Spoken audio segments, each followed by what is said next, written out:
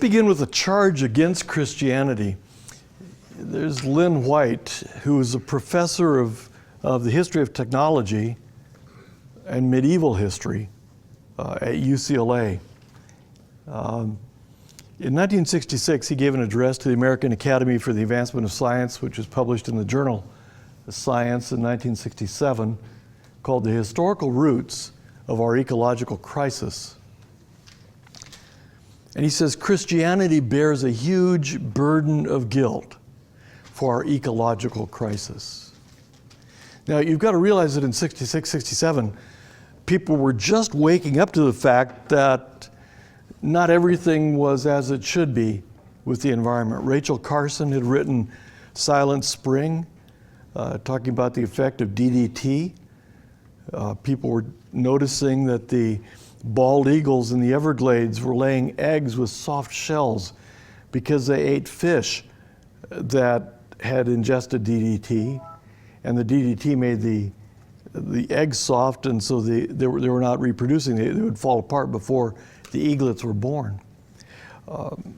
And that sort of consciousness was just coming to the forefront in the 60s. And Lynn White said, it's Christianity's fault. He said, what we do about ecology, this is the conclusion of his essay, what we do about ecology depends on our ideas of the man-nature relationship.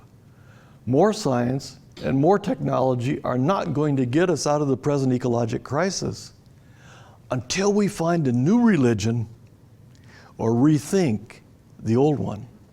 Rethink meaning reconceptualize traditional Judeo-Christian religion. Well, White wasn't alone, although he was probably the first notable voice to say this.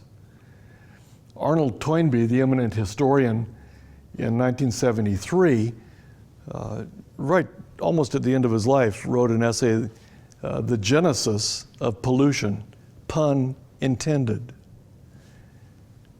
It's in Genesis.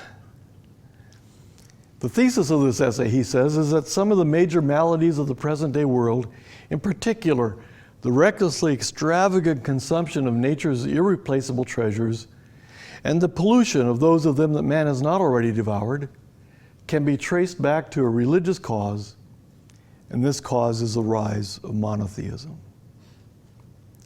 So right at the beginning of the environmental movement was a strong anti-Christian ethos.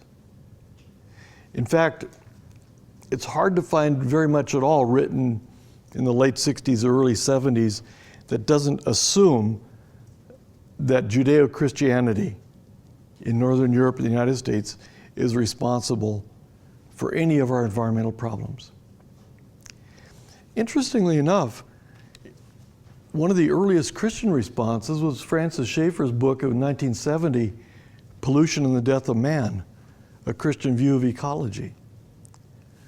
Now, Jimmy's visited L'Abri. Have any of you been to L'Abri in Switzerland where Schaeffer lived and taught? Just an incredibly gorgeous chalet, collection of chalets up on the side of a mountain, a little town called Wemo, looking across the Rhine Valley at the marvelous Aiguille du Midi over in Switzerland. Just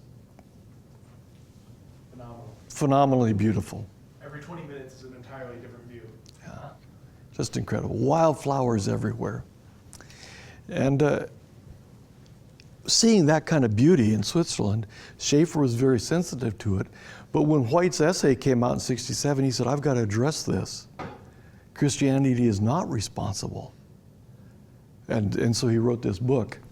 He says, as Christ, these are a couple of quotes from it, as Christ's death redeems men, including their bodies, from the consequences of the fall, so his death will redeem all nature from its evil consequences at the time when we were raised from the dead. So he saw a correlation between the work of redemption in individual human beings and the redemption of all creation.